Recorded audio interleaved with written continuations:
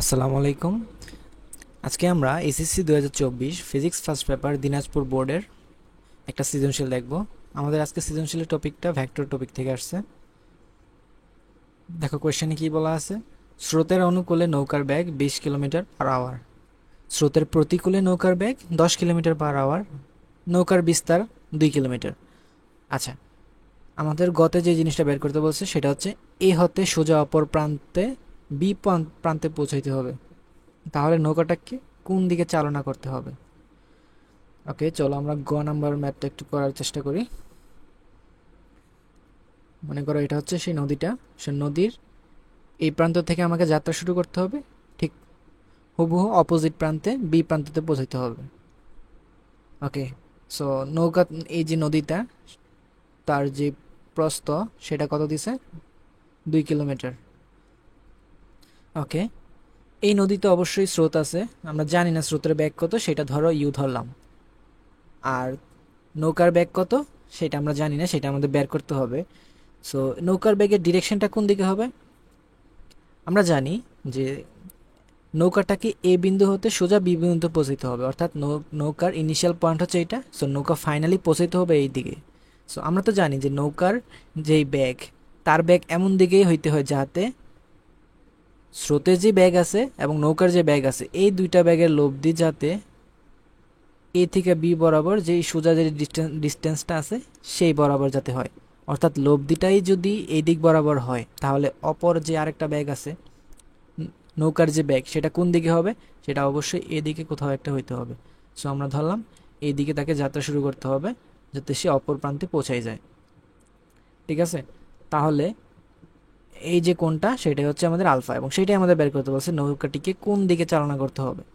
তার আগে আমরা চলো নৌকার ব্যাগ এবং স্রোতের ব্যাগগুলো একটু বের করি। স্রোতের অনুকূল, অনুকূল মানে কি?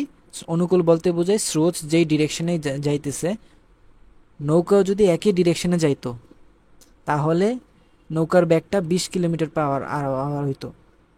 অর্থাৎ স্রোতের ব্যাগ যদি ইউ, নৌকার ব্যাগ যদি বি হয়, তাহলে সেই ইউ প্লাস বি টোটাল কত হইতো? 20 হইতো। জিনিসটা হচ্ছে এমন বোঝাইতেছে। আর স্রোতের প্রতিকূলে নৌকার ব্যাগ 10 কিলোমিটার/আওয়ার। আচ্ছা, এখন চিন্তা করো স্রোতের প্রতিকূল, মনে করো স্রোত যাইতেছে এই ডিরেকশনে ইউ, এখন নৌকা যাইতেছে অপোজিট ডিরেকশনে। এখন নৌকার ব্যাগ অবশ্যই স্রোতের ব্যাগ থেকে যদি বেশি হয়, তখনই সে অপোজিট দিকে যাওয়া সম্ভব। তার মানে প্রতিকূল বলতে কি বোঝায়? V minus you. সো এই যে ব্যাগটা, সেটা আমাদের এখানে দেওয়া আছে 10 কিলোমিটার/আওয়ার। তাহলে এখানে ভি এবং ইউ এটার মান কত? আমরা যদি ক্যালকুলেশন করি, আমরা দেখব দুইটাকে যদি যোগ করো তাহলে হবে twice B is equals to 30, অর্থাৎ ভি হচ্ছে 15 কিলোমিটার/আওয়ার, অর্থাৎ নৌকার বেগ 15। তাহলে স্রোতের বেগ কত হবে? সেটা হবে 5। সো নৌকার বেগ 15, স্রোতের বেগ 5। তো আমাদের এই আলফা কোনো যাত্রা যদি করতে হয়, তাহলে আমরা সেই আলফার মানটা কীভাবে বের করতে পারি? আমরা জানি আলফা হচ্ছে cos inverse minus U by V, অর্থাৎ কজ ইনভার্স মাইনাস ইউ মানে কত? -5/15। ঠিক আছে, এটা যেটা হবে সেটা আমাদের অ্যান্সার হবে। আচ্ছা, এই মানটা, এই সূত্রটা কীভাবে আসছে? সেই সূত্রটা চাইলে তুমি দুইভাবে বের করতে পারো, বাট সহজ ওয়ে হয়েছে। তুমি তো জানো যে লব্ধি, সেটা ইউ যে ভেক্টর আছে বা স্রোতের দিকের সাথে 90 ডিগ্রি কোণ করছে। তাহলে তুমি যদি tan 90 ডিগ্রি যদি বের করো, অর্থাৎ লব্ধির যে দিকের যে সূত্রটা, সেটা যদি আমরা ইউজ করি, সেটা থেকে ইজিলি আলফার মানটা বের হয়ে যাবে। সো এইগুলো আমাদের গ পার্ট। তারপর আমরা করব ঘটা। ঘ আমাদের জানতে চাইছে নদী পার হওয়ার জন্য নৌকাটি যদি এ বিন্দু হতে সোজাসুজি রওনা করত, তাহলে নদী পার হতে পূর্বের চেয়ে সময় কম লাগবে না বেশি লাগবে? ওকে, সেকেন্ড কেস করার আগে আমরা ফার্স্ট কেজে দেখতে চাই আমাদের কতটুকু সময় লাগবে ফার্স্ট কেজে করার জন্য। আমরা জানি যেই কোনো কেজের ক্ষেত্রে সময় হচ্ছে T is equals to D by V sine alpha, অর্থাৎ আলফার মান যতই হোক সেটা দিয়ে আমরা এই সূত্রের মধ্যে বসিয়ে টি এর মানটা বের করতে পারি। আমাদের ডি এখানে আছে 2000 মিটার, যেহেতু 2 কিলোমিটার হচ্ছে নদীর প্রস্থ, divide by V sine alpha. V কত এখানে? 15 সাইন আলফা, এখানে আলফা কত? আলফা হচ্ছে যেটা আমরা এখান থেকে বের করতে পারবো সেটা। সো ফার্স্ট কেসে আমাদের সময় বের হয়ে গেছে t1 এত সেকেন্ড। t2-তে আমরা কিভাবে সময় বের করব?